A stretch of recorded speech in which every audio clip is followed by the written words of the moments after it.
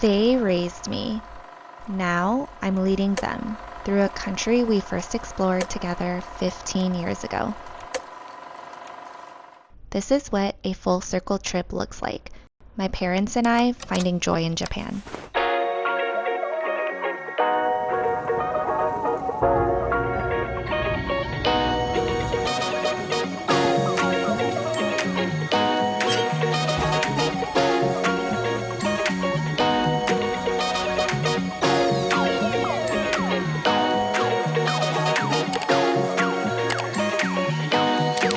Usually our family vacations include my parents, kuya, sister-in-law, niece, and nephew, and I'm the odd one out, crashing on the couch or in the kids' room. But this time, it was different. It was just the three of us, myself and my parents.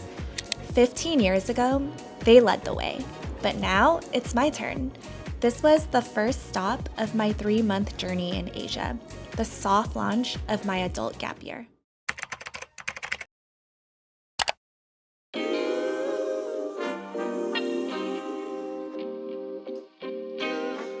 Sometimes you gotta pray for a victory. Landing in Tokyo felt surreal. From tropical Hawaii to crisp spring air and neon-lit streets. A short 9-hour flight from Honolulu to Narita, and we were back in Japan. 15 years ago, my parents were the burnt-out workers. Now retired, they were ready to enjoy, while I was the one healing from burnout. I played the parent role. Flights, hotels, tickets, restaurants, I called the shots. But add jet lag and unfamiliarity with transit, and tensions naturally ran high. I snapped sometimes, but I also caught myself. Self-awareness, practicing breathwork, and apologizing rather than sweeping it under the rug. Healing doesn't mean never experiencing a negative emotion. It just means using the tools to come back to yourself faster. Say hi. It's a video. We made it to Tokyo. We are staying at an APA hotel, which is, I think, like more on the budget side, but in Japan, the rooms are typically small anyways. So as you can see, like, this is the hallway, that's the bathroom, and then we get here and it's the desk and the bed, literally, like. But yeah, I just needed a place to sleep for 2 nights. We had one mission in Tokyo: ship bags, grab train tickets. The limousine bus from the airport? Highly recommend. And luggage forwarding is also a game changer. We wandered Ginza and Shibuya, spontaneous eats, including our first time trying pufferfish. We just got to Tokyo, and we're on a mission to find ramen. Right, Dad?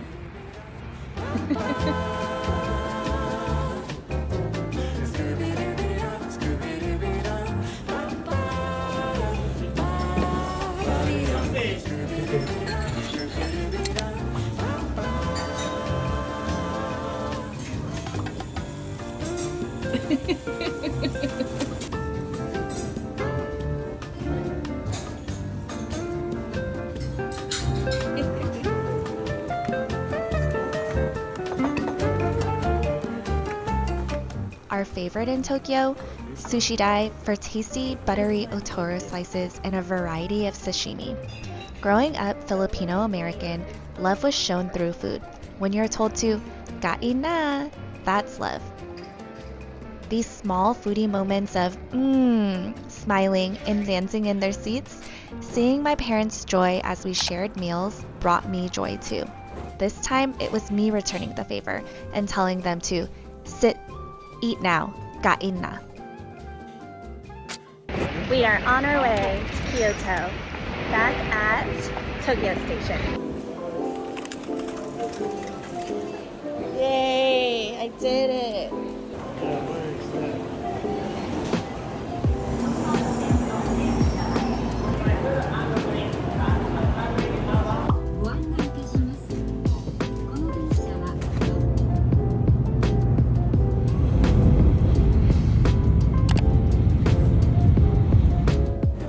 Our past travels were often fast and uncertain.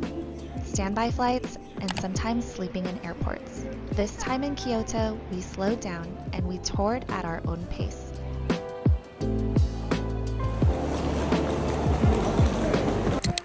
We are now at the Imperial Palace, which is also next to the National Garden, and it is huge, but it's very cold.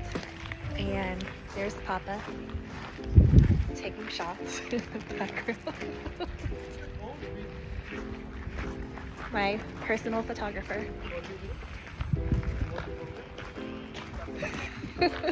Shrines, silence, and convenience store snacks. One of my favorite moments, gifting my parents a family photo shoot. My parents were glowing, especially when choosing which kimonos to wear and accessories to use. They were laughing with joy. Finally at the Golden Pavilion again.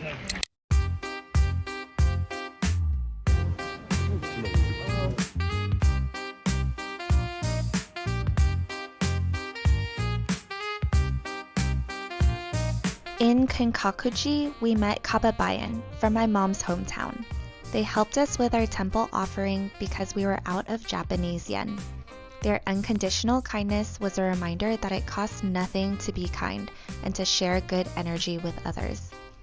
Random acts of kindness, even to strangers, is one of the things that makes me proud of my Filipino heritage.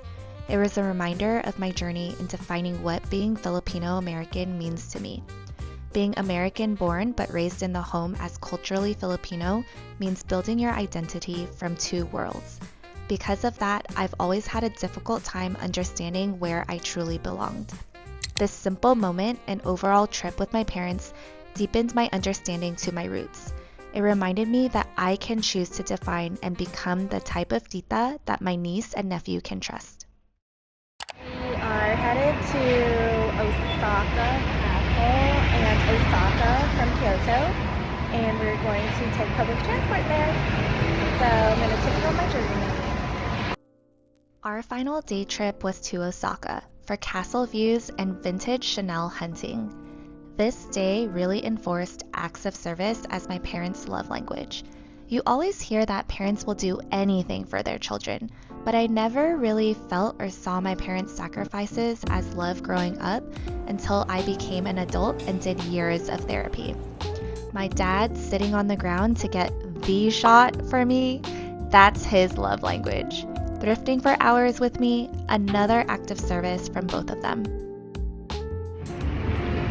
Okay, we just got to Shinsaibashi. I don't know how to say it, but we're about to go second-hand luxury goods thrifting. I'm going to try and see if we can get something small for myself. Our time in Japan was a fashion dream.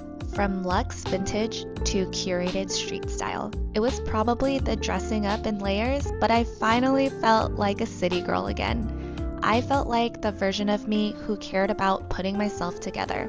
Not for Zoom, not for a date, but actually for me. Returning to Japan as an adult allowed me to see things differently. My parents, they did their best, and now so am I. At night, I still worked.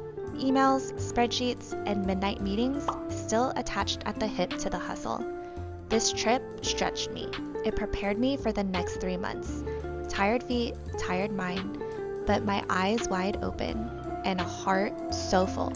If you take anything away from this trip that I did with my parents, let it be these 3 things. 1, reversing roles with your parents is hard, but it is also a privilege.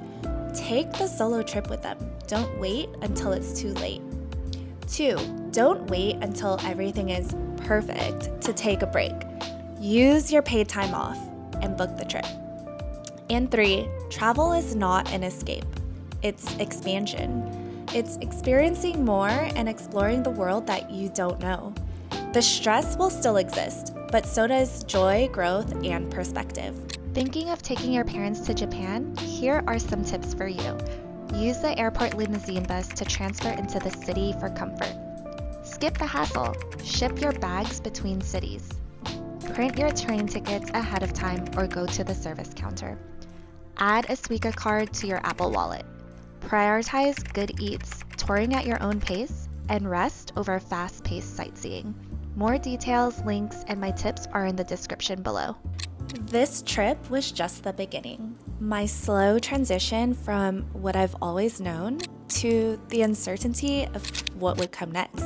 I had no expectations. I just needed to start.